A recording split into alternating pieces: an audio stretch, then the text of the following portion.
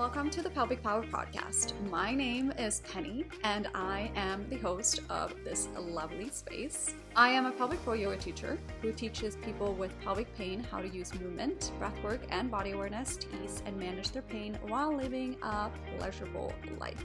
In this space, we'll be talking about all things taboo because we love it, and how to support your lovely pelvis and your lovely self on this journey that you are on. I am very happy that you are here, and I hope that you enjoy this episode.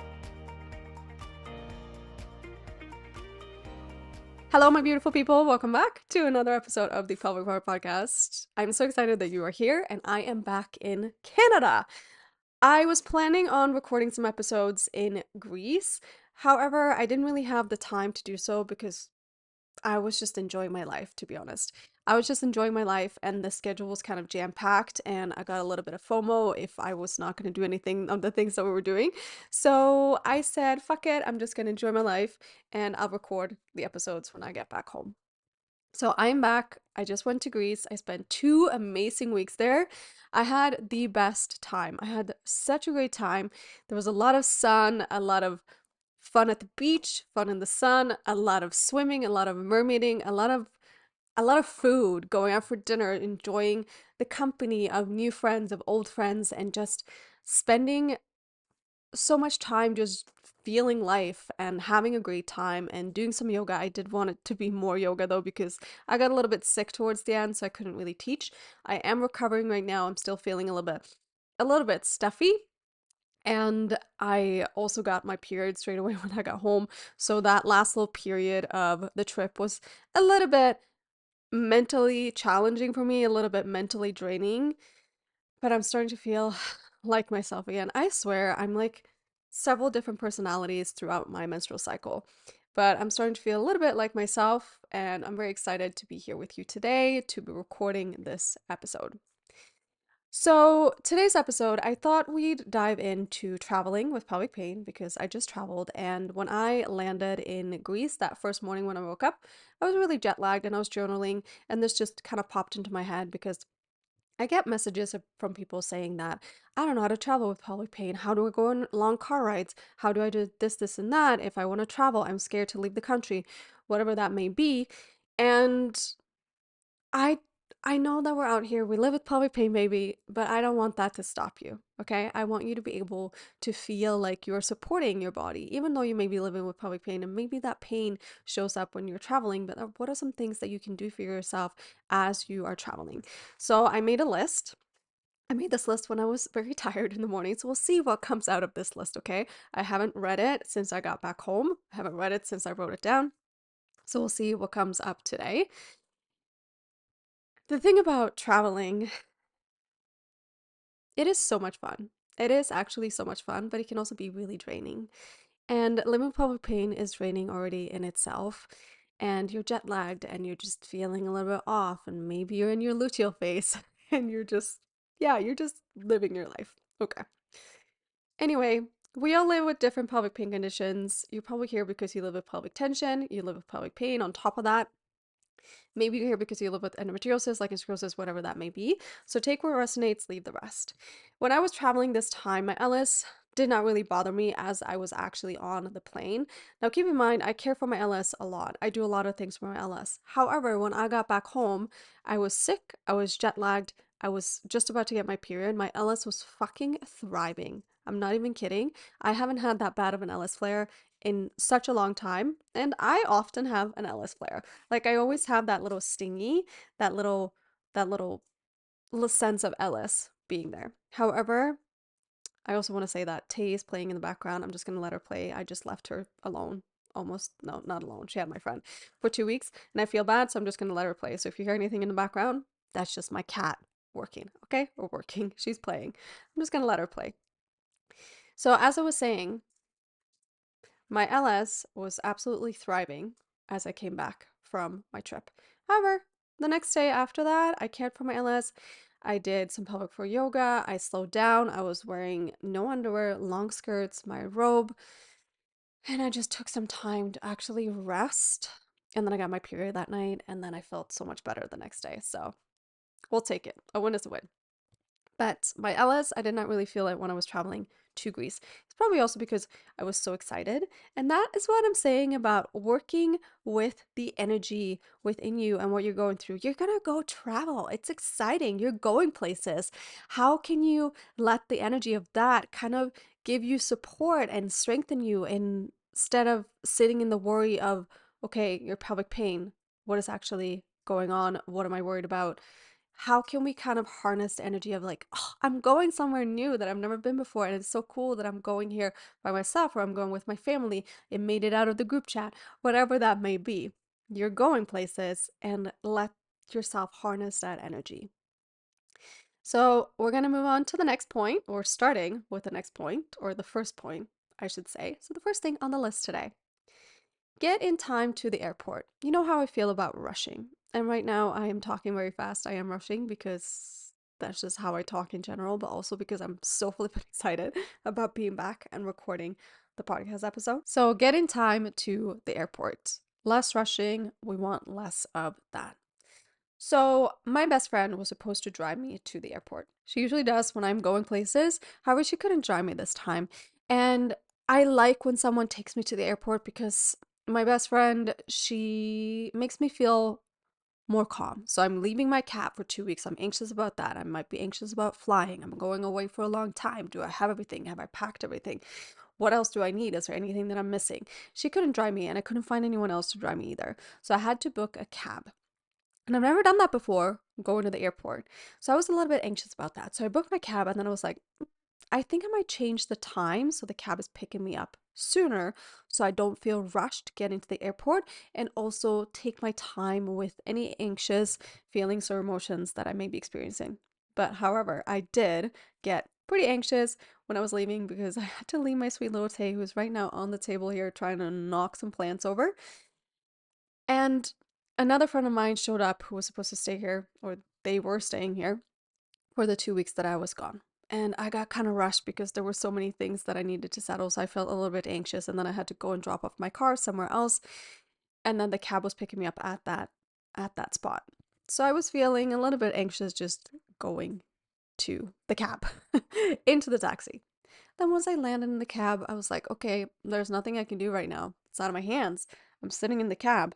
How can I just take a couple breaths, look at my phone, connect with people, respond to messages that I haven't responded to, whatever that may be, call someone that I might have missed a call from.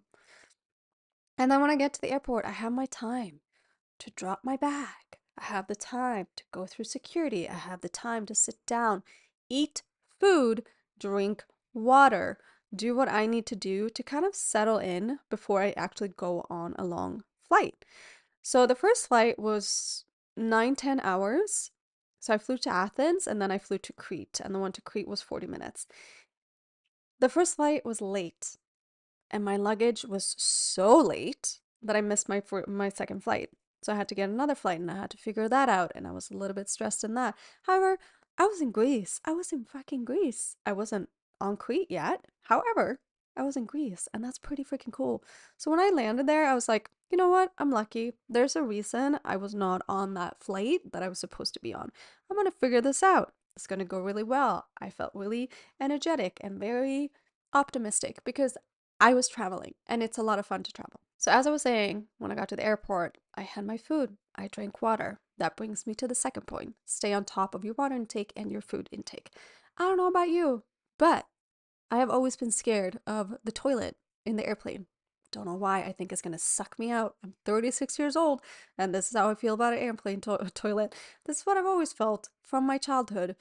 I am scared of the toilet. So I've always avoided it, and also those toilets tend to be a little bit a little bit disgusting sometimes. I remember I walked into one and I was like, nope, nope, I'm not doing this. I'm just gonna wait for the next one. There was pee everywhere. Don't even get me started. And I'm like, are people standing up peeing when they're on an airplane or when they're on a train and you're just like whoo, whoo, whoo, flying around? And also, if you tend to pee on the toilet seat, my friend asked me this a couple weeks ago. We were at a restaurant. She came up to me. She's like, if you pee on the toilet seat, don't you wipe it down? And I feel the same thing. And now when I was on the airplane, I was thinking the same thing too. when she asked me that question, I was like, I don't know, do you? Because I don't hover. I sit my ass down unless there's no toilet seat. Then I don't sit my ass down. I do hover if there's no toilet seat or if it's a porta potty. I cannot with porta potties either. And keep in mind, hovering is not good for your pelvic floor. You want to be able to sit down so that you can relax your pelvic floor so that you can actually pee properly. Because if you're squatting, your pelvic floor is still engaged and you're forcing that pee out. So we're not hovering above the toilet, we're sitting down. But however, I always place toilet paper. It's one thing. If that's your jam, I'm just giving you options here of what you can do. Back to peeing on the toilet when you're on an airplane. I don't understand how people can stand up and pee. Like I just see them if it's someone with a penis and they're just like flinging that penis around and there's pee everywhere. So I walked into the toilet and I was like, nope, I'm not doing this. I'm not doing this. So when I was younger, I tend to not drink as much water. However, drinking water is super important for your health, and especially if you're jet lagged, you're going to be tired, you have pelvic floor issues. You want to make sure that you're hydrated. So drink enough water. I always bring an empty water bottle in through security, and then I fill that up when I'm through security so I can bring that on the plane. And then I also ask for water if I need it as I am sitting there. Another suggestion, do not drink any alcohol when you're flying. This is just a suggestion. When I got to the airport, I was like, I really want a glass of wine. However, I did not feel like it. Well, I felt like it obviously, but I didn't do it. And I'm very happy that I didn't because I know that that will also impact my how I'm feeling, my tiredness, my mentality, and also my pelvis. So drink your water, stay on top of your water intake, stay on top of your food intake, bring snacks, bring food if you don't like airplane food. Make sure that you are feeding yourself properly, you're drinking water, because like you don't want to feel bloated and constipated and even more than you do when you land somewhere new because you're already jet lagged, your circadian rhythm is off and everything else.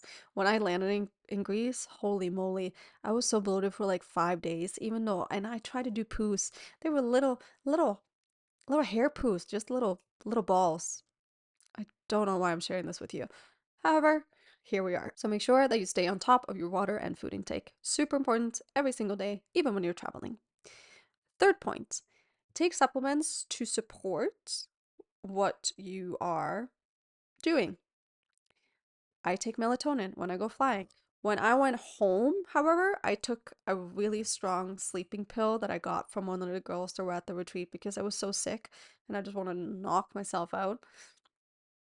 And I didn't really feel it that much when I was sitting. That second flight when we were going home, it was 11 hours. And I took half one when I got on the plane. I fell asleep a little bit. And then I woke up and I was like, oh, it didn't really work that much. I took the second half. But then when I stood up when we got to Toronto, I was like, holy moly, that really took. So take supplements to support your body. Again, I only do melatonin when I'm traveling. And then I also do electrolytes because that's something that I stay on top of for my own health. But I didn't take any other supplements with me this time.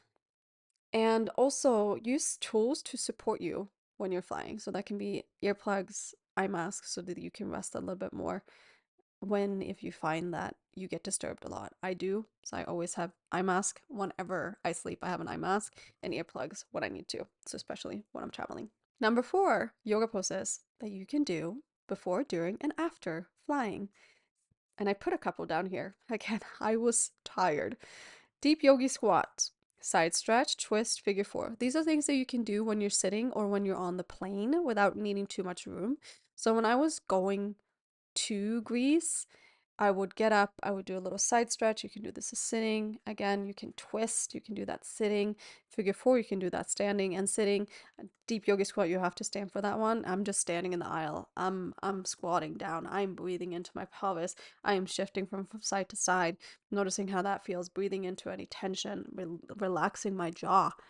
I do so many things just to move around a little bit, like you're sitting for a long time, and that's definitely going to affect your pelvis. When you go to the washroom, you can also go where the flight attendants are and just like do a little stretch, twist a little out, do a little forward fold wherever you feel like, and don't worry about what people are thinking because these people are never going to fucking see you again, ever. So support your pelvis. It's super important. And I know that kind of like embarrassment that you can feel when you're doing stuff like that. I know that feeling too, and that gets to me too, but then I'm just like, oh, these people are never going to see me again. So who cares? I'm just going to do this because I need to support my pelvis. And that is how the cookie crumbles. I will never understand people that get dressed up to fly. I just want to be as comfortable as possible. I put on my big underwear. I put on my big pants. I'm making sure that I feel comfortable in what I'm wearing. I ask myself, okay, do I want to be in sweatpants or do I want to be in yoga pants when I go? Sometimes I choose the yoga pants because sometimes I really feel comfortable in them. But when I left this time, I was like, no, I just want to wear my sweatpants. I put on several sweaters because I know that I'm probably going to be cold on the airplane. So that's super important too. Speaking of clothing, this tank top that I'm wearing right now, it's kind of limiting my head movements. I feel like I need to take it off after I'm recording. And I don't know what I meant by this one. Again, I was really tired. Do fun things. Do fun things. That's what I put. What I think I meant is that read, watch a movie that makes you happy, listen to music, play Candy Crush. That is my guilty pleasure when I am out traveling. I play Candy Crush because it makes the time go by so fast. I watch movies that I really want to enjoy. So last time it was Jurassic Park, Crazy Rich Asians. I love those movies, so I watch them. Do fun things while you're traveling because that will also help the time pass, you know? Use the washroom when I need to. Again, when I need to use the washroom, I'm using the washroom. It doesn't matter if someone's sitting right next to me.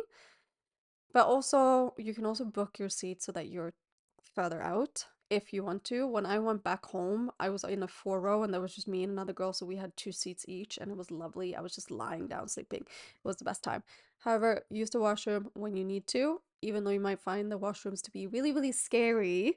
We are using the washrooms because it's important. You don't want to sit there and feel uncomfortable and feel like you can't relax because you need to pee. Next point, focus on relaxing your jaw, your pelvic floor, and your beautiful belly. So when you are anxious, if you like to be, or if you tend to be anxious when you're flying, maybe you're anxious about pain, notice if you're holding on to tension, jaw, pelvic floor, belly, if you're gripping through the glutes as you're sitting there. How can you feel yourself be a bit more supported? So the pillow that you're given on the longer flights, how can you use it not just under or behind your head, but also your lower back or under you. I have always had my inflatable ball with me that I use for my fascial release, and I inflate it to the point where I wanted to. I use it as low back support. I sit on top of it. I sit on top of one cheek and focus on my breath, sit on top of the other cheek, and or sit on top of both, and just like let that support me too. So notice if you are really holding on to tension through your body, and then what kind of support can you find in any tools that you may have too. When I was flying back, I was stretching right before the long flight and I was on the floor. People probably think I'm weird. This was before we got on the flight, but I'm stretching out. I brought my smaller tune-up balls. Speaking of my fascial release, I love these balls. I was rolling out my piriformis. I was stretching, I was twisting, I was moving around just to make sure that I got some blood flow up in there before I sit down for a long flight. And then the second point is lean into the breath. Of course, it's going to be on the list because it's me we're talking about, baby. Lean into the breath. How can you let the breath support you? So, breathing into any tension. You can also do that when you're flying. Work on your breath. Place your hands on top of your rib cage. Can you breathe into the back, to the side body, not just the front body? Relax your belly, breathe into it. Relax your pelvic floor, breathe into your pelvic floor. How does that feel? What are you noticing throughout your body? Lean in to your breath.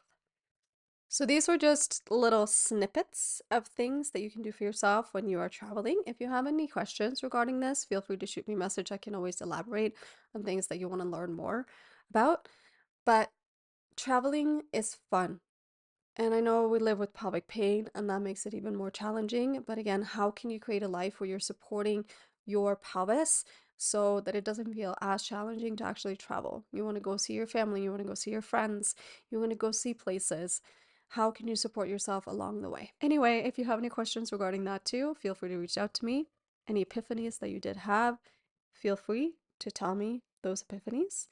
Until next time, remember that you are strong. Your pelvis is really strong. Your pelvis is really stable. Your pelvis is carrying you every single day, even though it might feel painful, even though it might feel hard, challenging. Maybe you feel like your pelvis is unstable, but your pelvis is really strong. Your pelvis is really supporting you every single day, and your pelvis loves you. That's just the way it is. Sometimes we just need a little sweet reminder. So until next week, remember to look after yourself. I love you so much. Thank you for being here. I appreciate you so much. Bye. If you love this episode, I will be so grateful if you could leave a rate and review in your podcast app. It would mean so much to me. If you're tuning in on YouTube, feel free to hit subscribe and leave a little comment down below about what you learned about yourself today. Thank you so much, and you have no idea how much I appreciate you for being here.